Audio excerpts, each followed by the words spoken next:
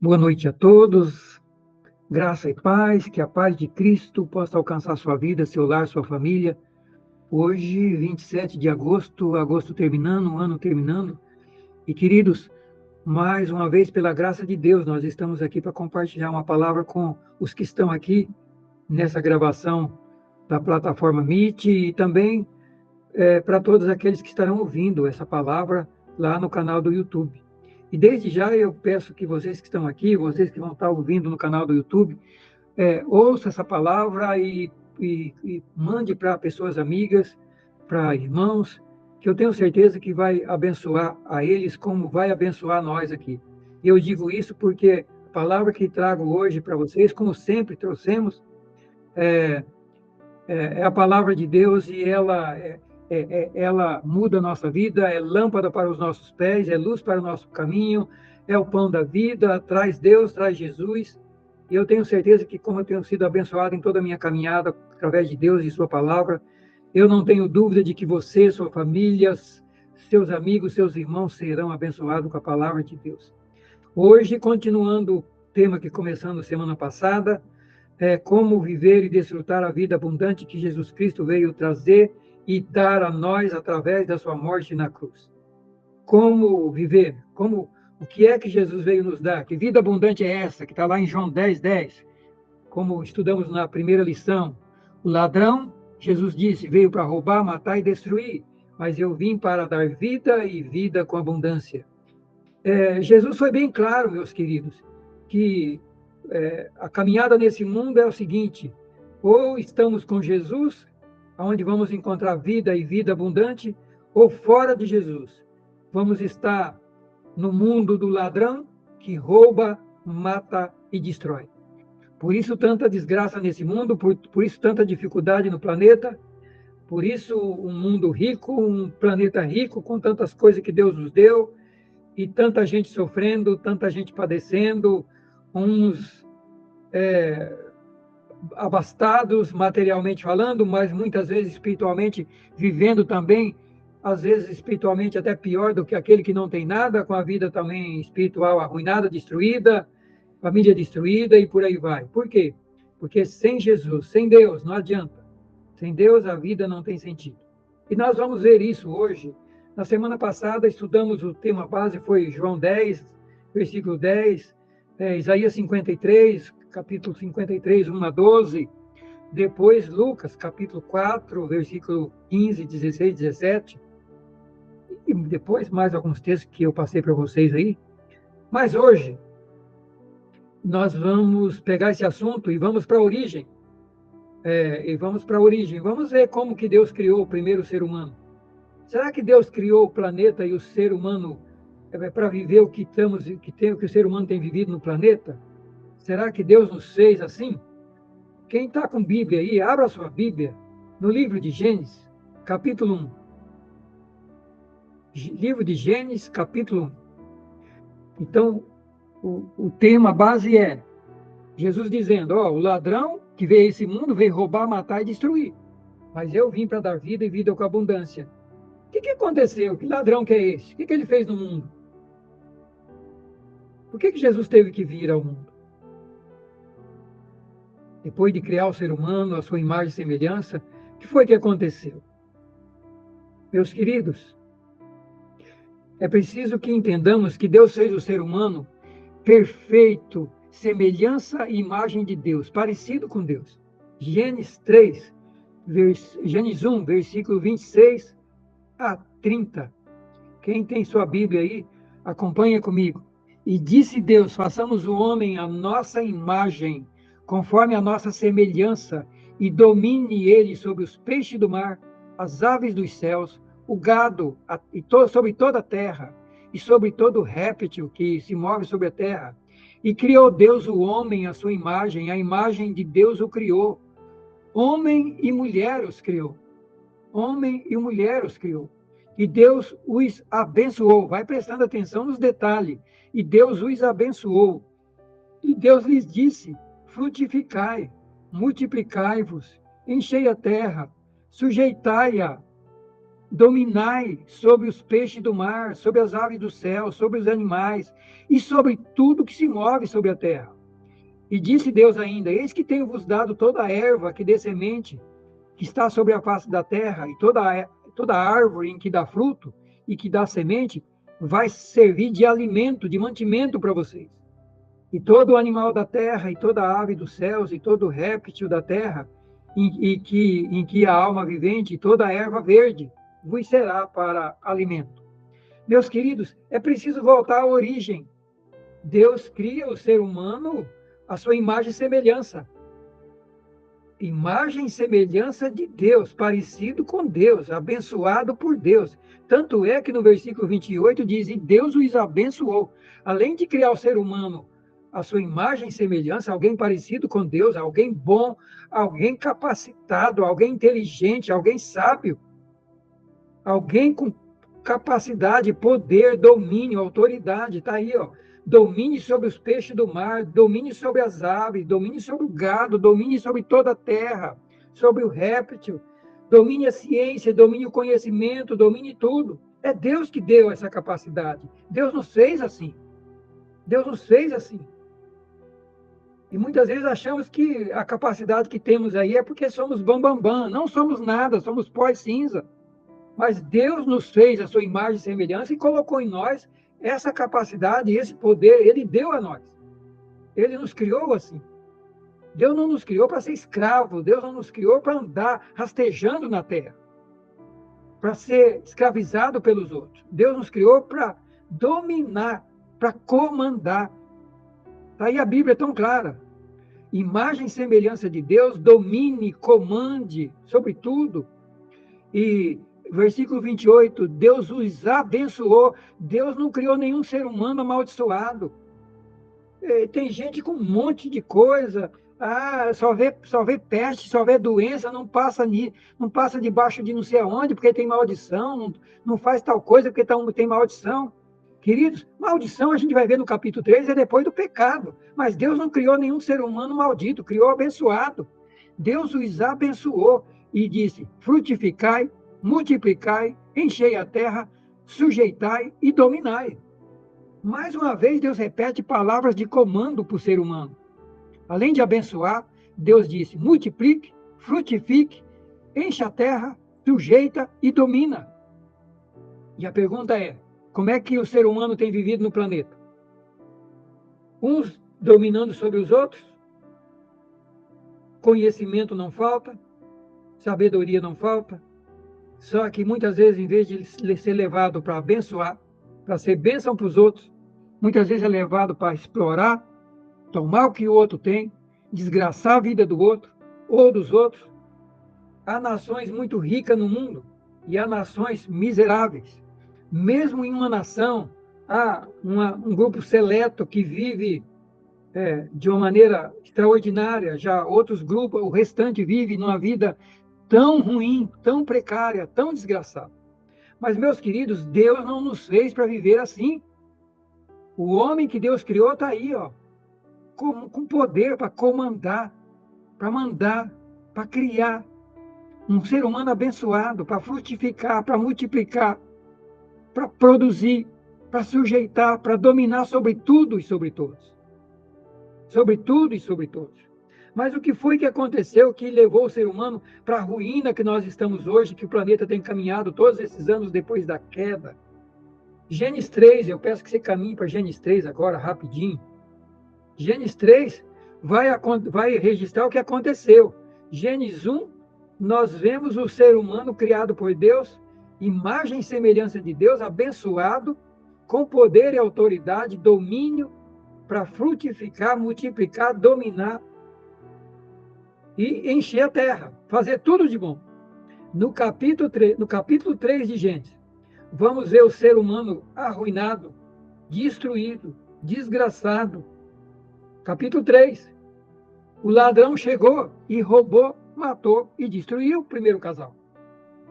É só você ler aí o capítulo 3. A serpente chega, o diabo usa uma serpente, distorce, leva a Eva na conversa, fala para ela se Deus tinha falado que não era para comer de nenhuma árvore do jardim, é preciso tomar cuidado que Satanás distorce a Bíblia, Satanás distorce a palavra de Deus, e se a gente não conhecer a palavra de Deus, a pessoa vai ser enganada por ele.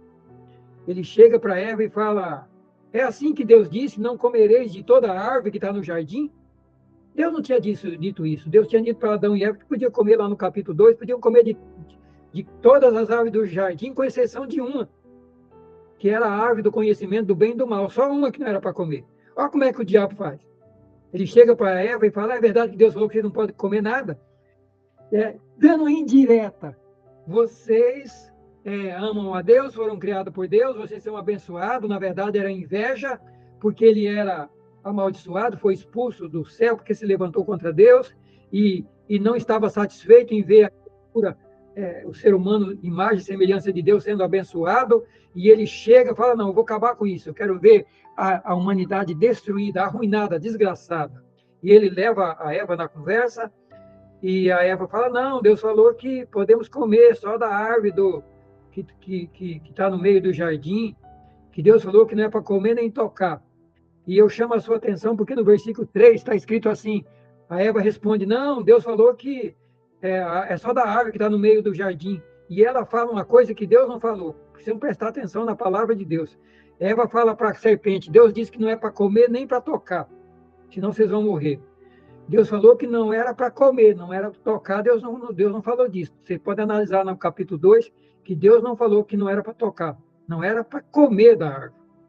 A mulher, já sem prestar atenção na palavra de Deus, já acrescenta, já não conta a história um pouco a mais do que o que Deus falou, e nós temos que tomar cuidado.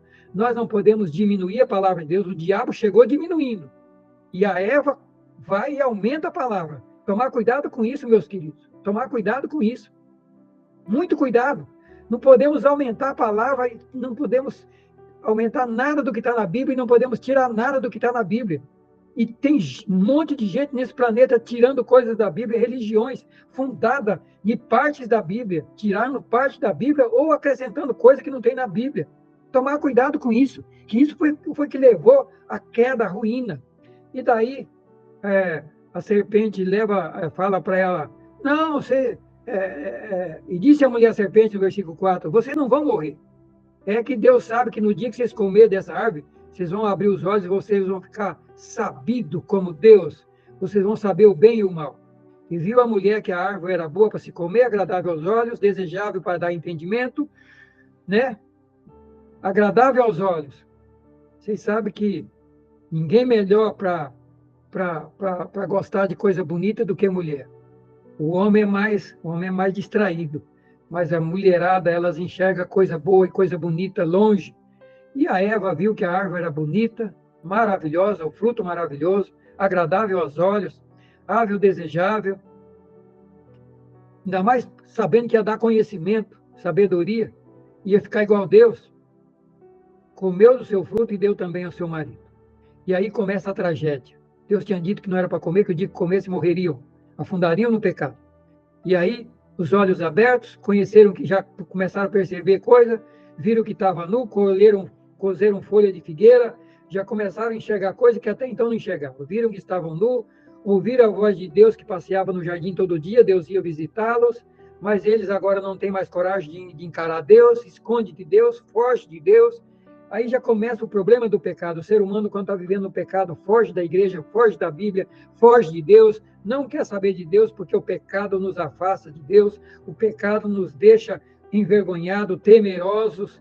E foi isso que aconteceu com Adão e Eva. Fugiram de Deus, esconderam-se de Deus, da presença de Deus. E Deus chama Adão e Eva e diz, onde está?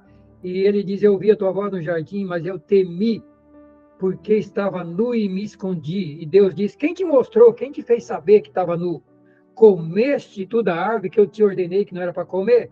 E o Adão já começou também as desculpas dos seres humanos. Ninguém erra, só os outros erram, né? A gente não erra, é os outros que erram.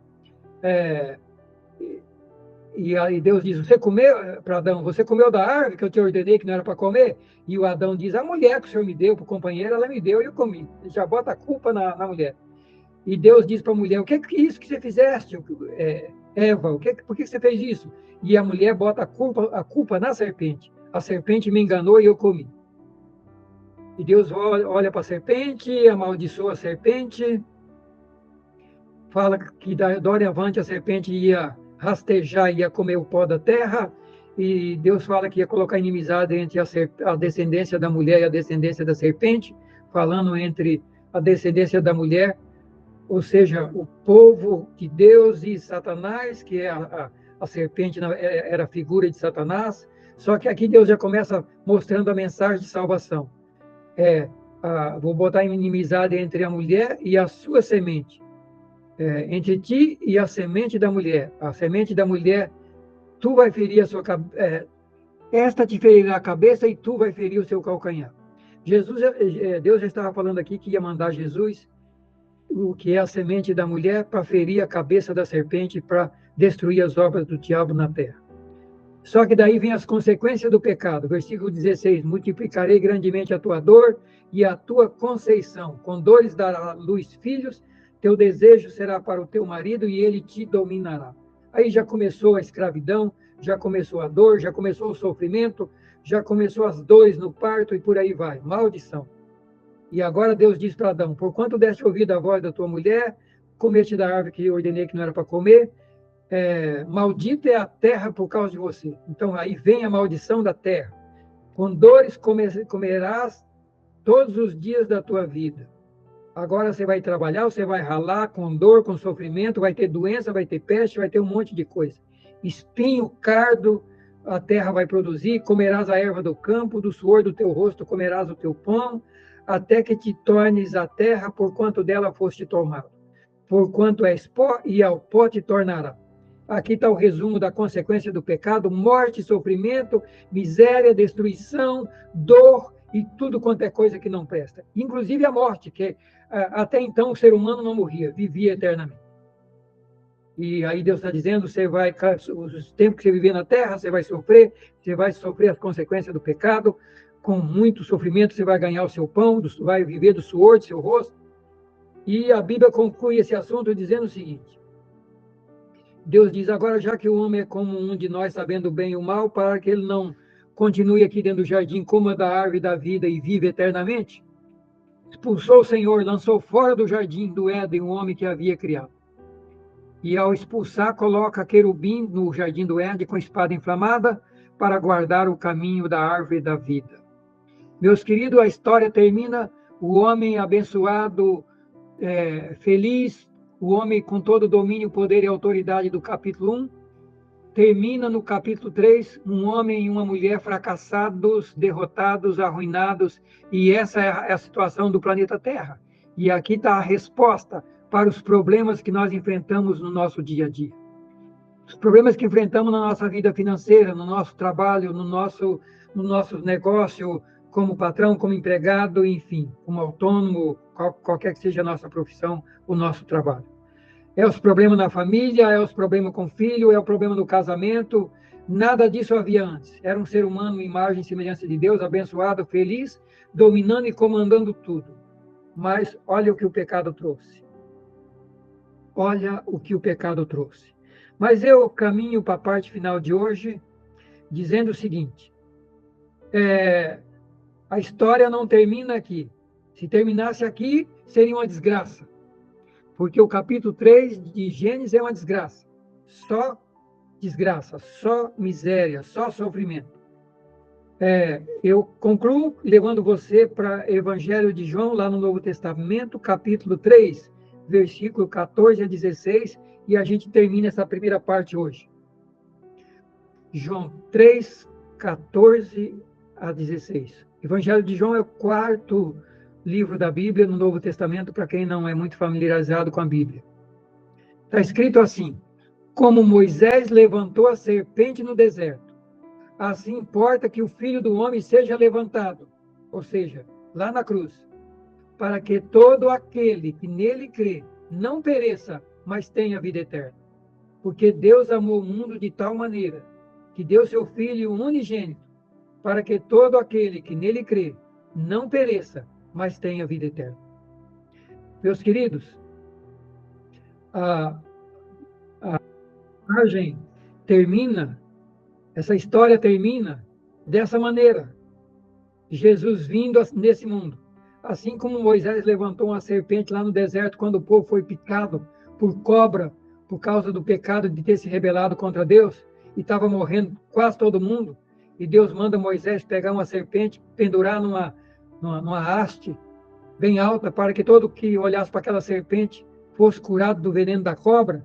Aquilo lá era um simbolismo. Desse mesmo modo, Jesus seria levantado na cruz para que todo aquele que nele crê, olhar para ele, nele crê e buscar essa salvação que está em Jesus, não pereça. Ou seja, não pereça nem aqui nesse mundo e não pereça na eternidade, mas tenha vida eterna e vida com abundância, como está lá em João 10:10. Vida com abundância aqui e vida eterna quando essa terminar. Por quê? Porque Deus amou o mundo de tal maneira que deu seu único filho, para que todo aquele que nele crê não pereça, mas tenha a vida eterna. Essa salvação é para todo mundo? É.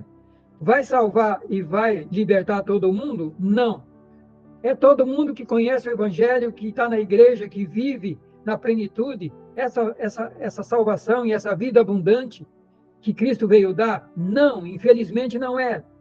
Tem muita gente dentro da igreja, a igreja está cheia de gente vivendo uma vida arruinada, porque não entendeu a mensagem do Evangelho. Não entendeu. Está com os olhos fechados ainda.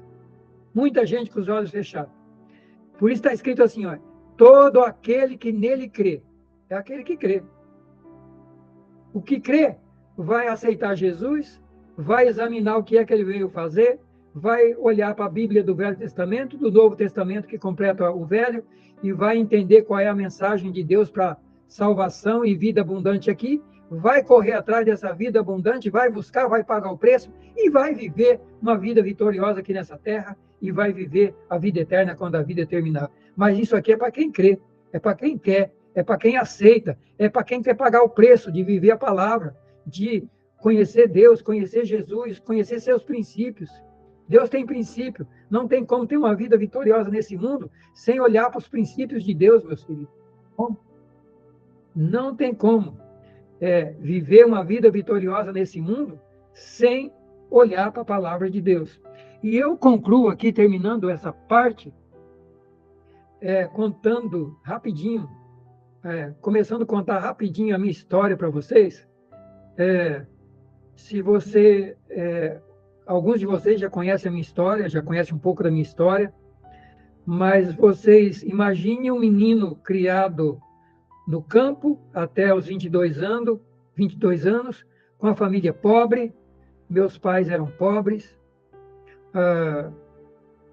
simples, meu pai totalmente analfabeto, a minha mãe muito mal sabia ler e assinar o nome dela, meu pai totalmente passou a vida inteira, durante todo o tempo dele, nesse período que eu estive com ele, até os 22 anos, lutando para ver se dava uma vida melhor para nós. Eu me lembro do meu pai começando, trabalhando de empregado, quer dizer, me lembro, não, ele contava essa história, porque essa primeira propriedade que ele foi trabalhar lá no Paraná, em 1955, no ano que eu nasci, era sem coqueiro. Ele foi trabalhar de empregado com uma pessoa, tomar conta de 5 coqueiros, plantar café. Foi lá que eu nasci, Santa Isabel do Ivaí. E meu pai era plantador de café. Com 5 anos, ele já me fazia ir para a roça, levar almoço para ele e ajudar ele, de alguma maneira, limpar tronco de café, fazer alguma coisa. Comecei a trabalhar com 5 anos. Então, a minha história começa em 1955, lá no estado do Paraná, família pobre, simples, na roça, pés no chão. Eu vou ver se eu acho uma foto para vocês, já não dessa época, mas quando eu já estava com 12 anos. Eu tenho uma foto aí em algum lugar que eu estou com o pé no chão mesmo, literalmente os pés no chão. E, queridos, até os 22 anos, o que meu pai conseguiu foi me incentivar a ir para a escola, estudar e trabalhar na roça. Trabalhava até par da manhã, par da tarde ia para a escola, do jeito que estava na roça, não dava tempo de ir para casa tomar banho, ia do jeito que está lá, 1º grau, 2º grau, técnico em contabilidade. Teve período que tinha que andar aí 8, 10 quilômetros de bicicleta. Naquela época não havia ônibus escolar, não tinha nada dos recursos que temos hoje, das mordomias que temos hoje. Hoje a gente estuda, escola gratuita, tem ônibus, tem tudo. E tem gente que não quer estudar. Mas foi assim que eu comecei minha vida, ralando muito, trabalhando parte do dia para ajudar meus pais e a outra parte indo para a escola. Até me formar técnico em contabilidade aos 22 anos. Meu pai, nesses 22 anos, deve ter tido umas 20 propriedades, comprava e vendia sítio quase tinha vezes que era mais de uma vez por ano, porque em 22 anos ele teve umas 20 propriedades. E o que é mais impressionante, uma das primeiras propriedades que ele comprou foi 5 alqueires, mesmo tamanho daquele que era empregado. Só que quando eu saí e deixei o meu pai aos 22 anos, meu pai tinha 2 alqueires só. Em vez de ele crescer, dele multiplicar, ele diminuiu. Ele tinha só 2 alqueires. Eu paro por aqui hoje, começando a contar um pouco da minha história.